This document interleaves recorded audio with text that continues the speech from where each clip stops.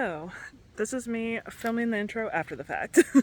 So, on the day of, I didn't film any of me talking because we were with new friends, and out of respect for them and their time, I didn't want to hog all the time talking to you guys because I could do that later. And I was driving, so obviously couldn't really do it while I was driving. As you saw by the title, we drove the Cherohala Skyway, which is like the best fall drive that you can do in this area. And we went this last weekend, and the highest elevation point was pretty much at peak, but this next weekend should be like the middle part is at peak, and then the following weekend should be the bottom parts at peak. So it's kind of like split into 3 different levels because it goes over so much elevation, and leaves change about every 1,500 feet in elevation, something like that. So rough estimates, you can expect about 3 weeks of peak on the Skyway, just at various parts, depending on which weeks you go. So I highly recommend going this weekend if you don't have plans yet and you're watching this on the day that I'm releasing this video, Wednesday, then you're all set to go. Otherwise, if you are late and if you miss peak leaves at any of the elevation or anything like that, definitely add this to your list so you can check it out next year. Unfortunately, disclaimer, the action camera that I had mounted in my car had some kind of weird glitch going on. I don't know what's wrong with it, but it was overexposing everything.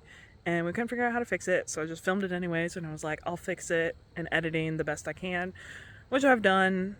It's not the greatest, but it kind of has a retro feel to it, so that is not a filter, that is just my camera being dumb. So, thankfully, I did get some clips with the phone, too, so there's going to be some vibrant color as well, and not so much, a lot more realistic looking than the retro look of the action film. We started out our drive on the Tellico Plains side. You'll see the Cherohala Skyway Visitor Center, which we did not stop at on this trip. I wish we had, but we didn't have time. From there, you just start your trip up the mountain. The road kind of follows the water for a little bit, Tellico River, and then eventually you ascend the mountains, and all along you'll see trees, all the colors. They kind of canopy over the road. It's really pretty.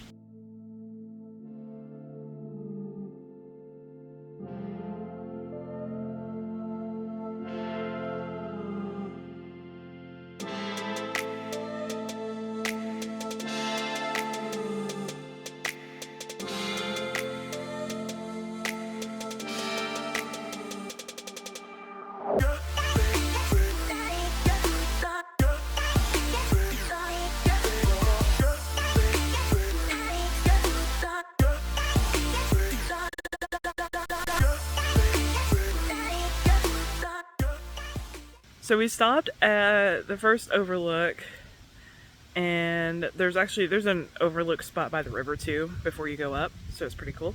We did not stop at that one. We stopped at the first overlook and enjoyed the views, and then when we were getting ready to leave, these cars raced by, and we're talking like some exotics too. Like, we were shocked. They all had like rally decals on them. So I looked it up. Apparently there was a car group from Florida that was actually taking a trip up there. We ended up in the middle of it, which was cool and scary at the same time because some of them were driving a little crazy, and we did end up in like the middle of them. They were passing illegally and doing things you shouldn't do. So just be mindful of that.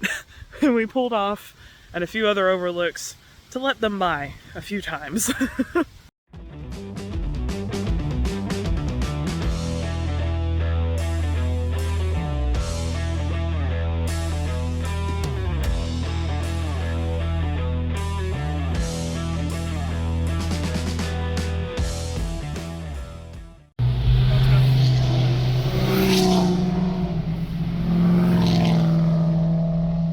They stopped.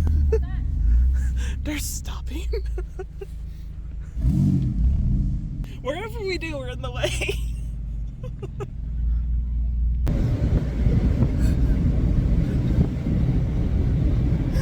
I don't know why they didn't pass us.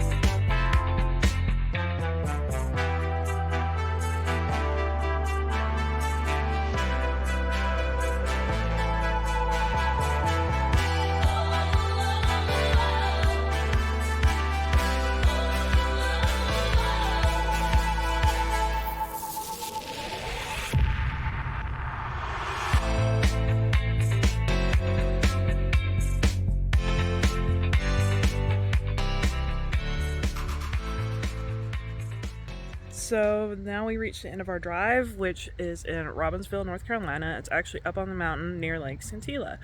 However, I didn't use my GPS at the end here, and I got a little sidetracked. We ended up not taking like the Cherohala Skyway all the way to the end because it actually kind of hugs the lake towards the end. And we went the road. You have to kind of like turn backwards to keep on the Skyway. The road naturally went straight, so I went straight without even thinking or realizing that I was going on a different road. So don't do that. And then you end up in like the back part of the city of Robbinsville, which, if you can even call it a city, it's a small town. So we're like driving through these neighborhoods and we're like, where are we? Had to pull out the GPS and find the main road. But anyways, Highway 129 is the next road that you'll hit there. That's where the Cherohala Skyway ends. It actually ends there at like a T intersection. If you take that properly, unlike us. And then you can either go left and do the Tail of the Dragon, which is a very popular drive. Personally, it's a nice drive, but it's usually overly crowded. Lots of motorcycles and just like super slow traffic. There's plenty of overlooks as well, but again, since it's a really crowded, popular road, those overlooks might be crowded too. So depending on what time of the day you go, might not be worth going that way. However, so we went right, went the other direction through Robbinsville, and there's this restaurant that was actually open. It was a Sunday. A lot of places up here are closed on Sundays. There's a few fast food restaurants up there and a lot of local places, and all the local places were closed. And you know, I like to eat local instead of the fast food places when I'm traveling locally like this. And so we stopped at this place. I didn't know what to expect. The place is called Italian. They had Italian food, but they also had Mexican food on the menu. And I knew that going into it, so I was like, this place is hit or miss. I don't know what it's going to be like. We pull in, what I didn't know is, it's an old Bojangles building. So the place is like in an old Bojangles building.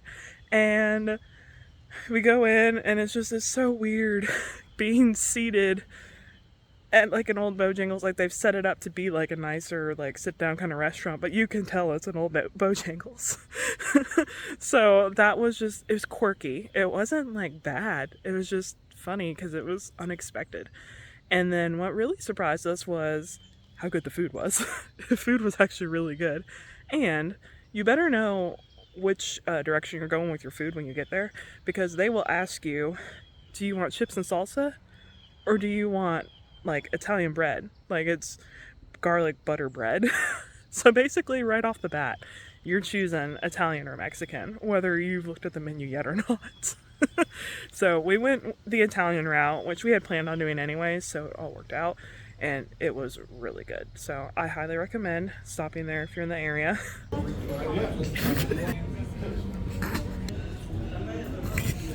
The classic no shirt, no shoes, no service, but no pets allowed.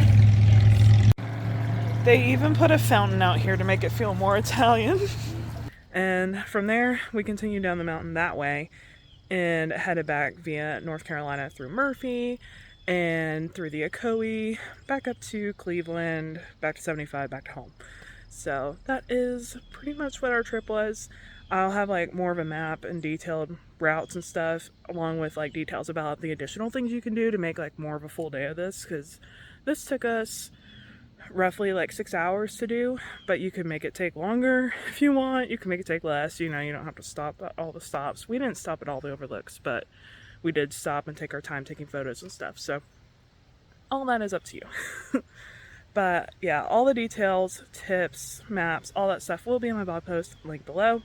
And if you enjoyed this video, please give it a thumbs up, subscribe, and I'll see y'all next time. Someone was bothering me while I'm filming. Somebody.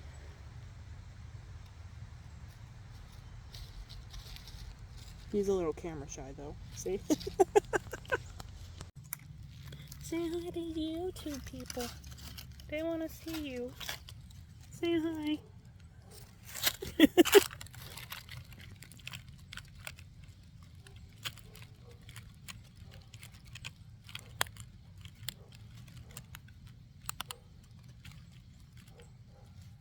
See, he does love me. This is our stray that we got basically a year ago. Showed up on the driveway here and has lived here ever since. So if you don't follow me on Instagram, then you don't know that, but now you do. All right, I'll see y'all next time.